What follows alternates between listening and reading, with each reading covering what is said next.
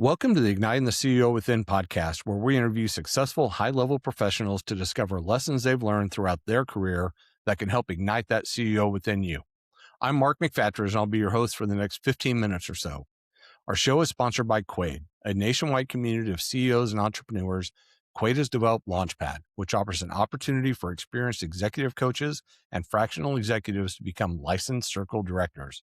After completing the Launchpad program, you'll lead your own peer advisory circles, helping other CEOs and entrepreneurs excel in their professional and personal lives while providing a community of accountability, challenge, and support. If you'd like to learn more, go to quaidcircle.com. Really excited about our episode today. I have Marianne Francis, who's an executive consultant, strategist, and mentor from Cleveland, Ohio. Marianne, welcome to the show. I'm happy to have you here. It's a total privilege. Thank you, Mark. Awesome. Well, this is going to be fun. So I don't want to waste any of our time. I want to jump right into it. You have done some amazing things in your career. You've been exposed to a tremendous number of leaders. Some of them have been really, really good, and some maybe not so great. If you looked at some of those and started to boil it down to one or two traits that separate the really good leaders from let's just say the folks who could use some help, what would that be? Most interesting, it's some of the ones that we see in some of, the leadership forums. At the top of the list, I really appreciate a leader that knows their stuff, but at the same time knows their people. And by knows their people, that doesn't mean super personal or, spending weekends together. It means what makes that person tick? How can I have that person's back? Where does that person actually fit in my team? Titles aren't everything, right? And not everybody wants to be a CEO. Not everybody wants to be a manager. So I hate the word, but I do say it to even clients. What do they want to be when they grow up? Some people want to be a key contributor. Some people want to be in your chair. I used to ask my people that all the time. Do you want to sit in this chair? The answer was yes. I'm going to manage you completely differently, lead you, than somebody that says, no, I'm really fine being a key or sole contributor. So understanding the dynamics of the team, how the people work together is very important, and honoring their actual vision of what they want to not only be, but contribute. And that best manager or leader for me did all of that. Just knew my buttons and was very direct. I think that's a very key element. Knew when to close the conference room door, to have the hard talk. Right. But at the same time was your public advocate, and knew enough to be dangerous, but counted on the rest of us to know the details. And that's just how I looked at my team, the same way. Yeah. I like that. There's a whole bunch in there. So let's start to unpack it just a little bit. And I liked it when you really, when you started out and you said they know their people, but that doesn't mean that they're best friends, right? They're not traveling together and all that kind of stuff. That's an interesting challenge and opportunity, right? For people to walk that fine line of getting to know them, appreciating them, empowering them, and all that stuff, but not crossing that line too much, because it can be easy to become, or to think you become buddies and all that kind of stuff. How do you walk that line? How do you coach people to walk that line and know when never to cross it? In my particular case, and I feel that this person I'm talking about, and I'd like to say as a female, that best person was another female. It was not. It happened to be a male. And I think that's important because as females, we constantly run into that competitive thing or that, I don't want to use the words jealous and envy. I just said them, but there's just a competition sometimes that happens. It's a shame. But it does make a difference because male-female relationships are different than female-female relationships. The key is be a human. They should know about you what you know about them. Your spouse, your partner, your children. What's your background? What school did you go to? What did you major in? What do you do on the weekends? We would really spend a lot of time in those kinds of situations. And in there, you also see how they interact with other people. The hierarchy of respect that comes from, a so-called higher up to a peer to someone that, technically reports to you, but, we're all humans at the end of the day. And so I always feel like I instill a clear sense of hierarchy. There was no question who was, air quotes, in charge. Hmm. But at the same time, they knew they could say anything to Hmm. me about the project, about me, about the situation, about a coworker that was a problem. Because I really do believe I was viewed as fair and very direct. Like there was no BS, there was Hmm. no sugarcoating. And one of my favorite sayings is a meme that's floating around all the time, but it's, how did you ever know that when you started someplace, your colleagues were going to become longtime friends? And so it's not still a cross line. It's just the mutual respect that you have for each other, not just in your product knowledge or situation knowledge or skill, but that you really understand the person and how they tick. Yeah, that's really good. Earning that trust is huge, right? Because you can say that you have an open door policy, and you can say that you're able to share anything, you can speak freely and all that kind of stuff. But it's interesting to watch the progression of people who when they start to believe that and act upon that, right? Yeah. I mean, that's it is not easy. No, it is not. And it's painful at times. I mean, It is. it's nothing happier than giving somebody a good review and a raise. It's having that challenging review and maybe not such a big raise and I really have a strong philosophy all of these years. You don't need to fire people to find the right spot for them. I just think firing, Mm. unless you catch their hand in the cookie jar, okay. Yeah, yeah. Um, I've always had people that go, I just am not sure this is the right place for you. I've observed this, whatever those particular behaviors or skill sets are. And before you have to actually walk them out the door, let's talk about what you're good at, what seems to be a challenge. And again, there's an age thing and an opportunity to grow and, where are they in their life spectrum? But before you say, you're out of here, is there an opportunity? And I had that advantage mostly in larger companies of let's find a place that actually suits you better. Um, and so after I've exhausted that, well, then it was probably time for you to find someplace else. But um, the hard conversations are where, I don't know, you grow together because you just look them in the eye and go, you're not happy. Mhm. I'm not happy. Um, but I am here to fix it, because I want a well-oiled team, but I'm a human being. At the end of the day, we are both human beings. And I have no interest in demolishing you emotionally or, any other way. So, of Well, and don't you think at our core, everybody wants to be successful? course. Yeah. And so And I defining success, to my earlier points, are um, key contributor, Mhm. win the deal, climb the ladder, get the project done. All of those are various levels of success. Some people can run a project like a machine. Other people don't give them the project, but you really want to Yeah. put them in front of the customer. That person would not be a good project manager. So again, it's what makes them tick? What do they prove to be good at? Who's in the weeds and who's higher level? That's a skill I believe that I had and developed, as a manager to say, this is what I think you're really good at and can rock the house. Mhm. And I don't quite find this particular skill set, in your wheelhouse, to say. How did you develop that skill set? Because that again, that's not to me. That's not a natural thing. Like you're not born with that. I don't think. I think you're born with some level of it. My father, I would say, gets a lot of credit for back in the day. He was a 100% commission salesperson. Yeah, you don't have those anymore. But he happened to sell chemical and industrial paints.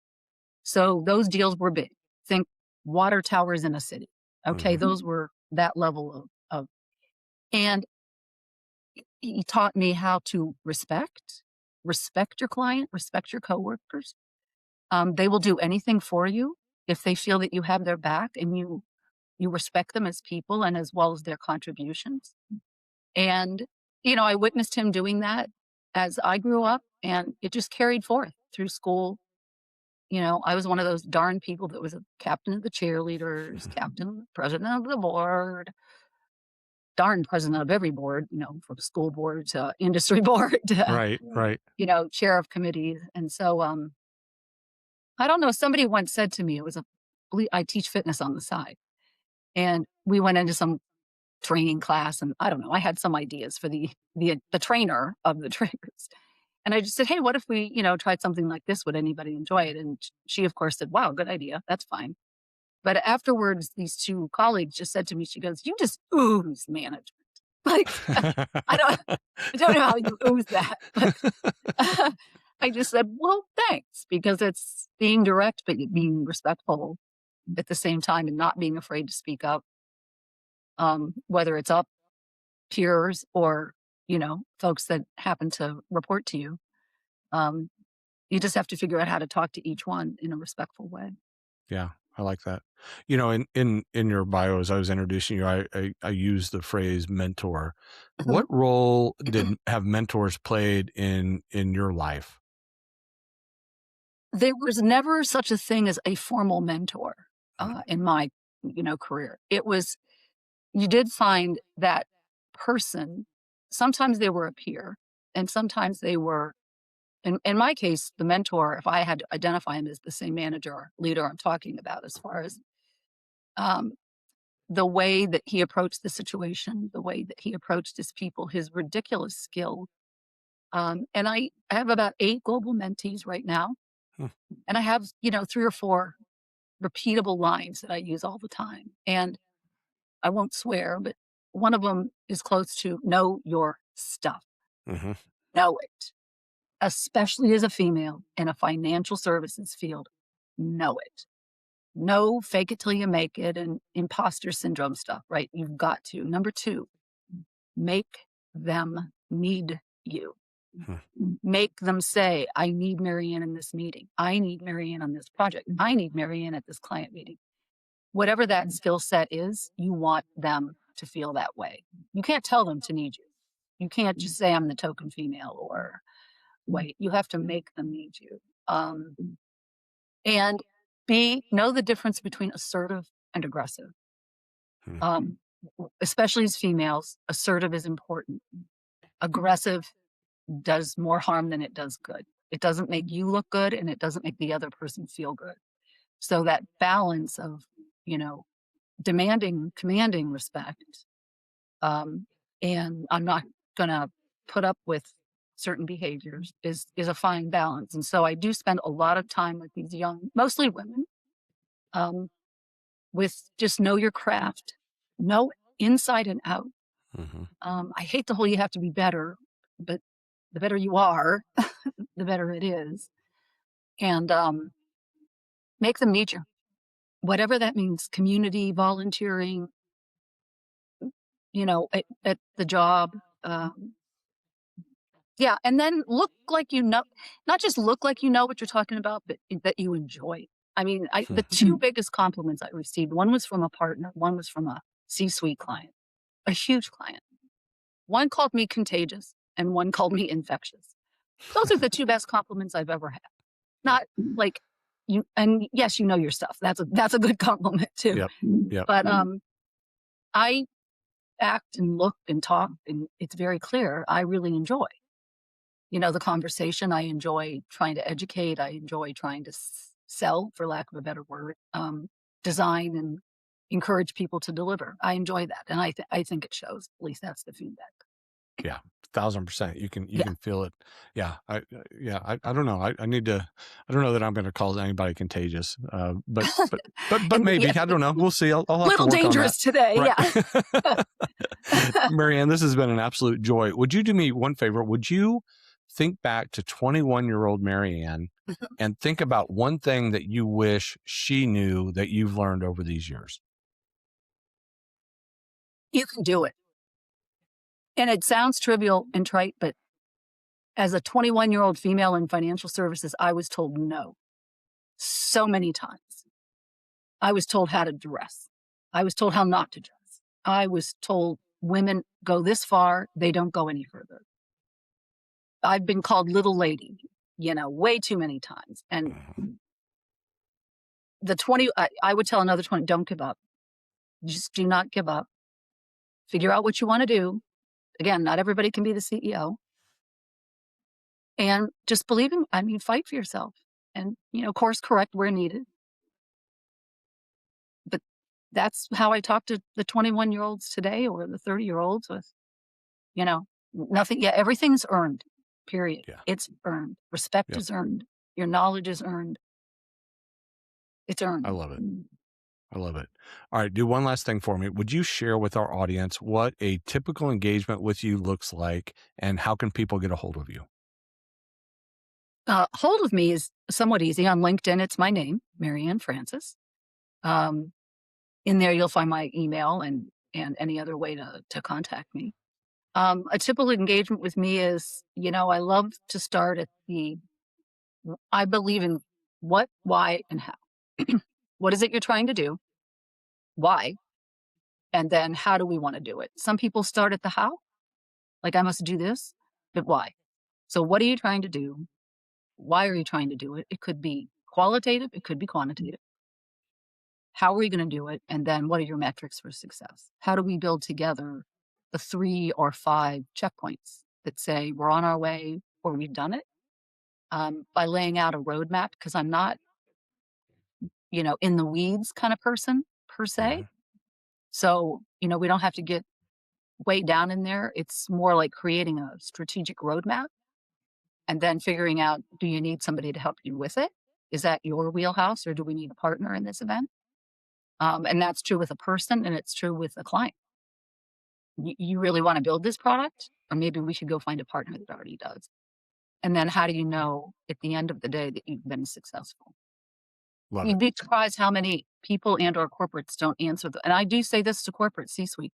What do you want to be when you grow up? Do you want to be the best airline? Do you want to be the number one hospital? Like pick the field, and then how are you going to measure that? Number of customers, revenue, number of locations, clients. Like, how do you measure that you want to be? A lot of people don't think that through, and they come back at me with, just never thought of it that way. They just think it's maybe money or number one on the billboard, but forcing them to think through that for me, it's very enlightening. And I have found that for customers and mentees, it's also very enlightening. Love it. Love it. Marianne, this has been a whole lot of fun. Thank you so much for hanging out with me this afternoon. Oh, thank you for the offer. And I had a blast. I did too. Great. Well, as we wrap it up, folks, I'm so proud to have identified another amazing leader to share her insights and wisdom with our audience on your way to the CEO seat. As we wrap up, I want to remind you that Igniting the CEO Within is sponsored by Quaid, a nationwide community of CEOs and entrepreneurs. Quaid has created Launchpad, which provides an opportunity for experienced executive coaches and fractional executives to become licensed circle directors and significantly impact the lives of CEOs and entrepreneurs. To find out more, visit quaidcircle.com. Until next time, keep igniting that CEO within you. I'm Mark McFatridge. Thanks for listening.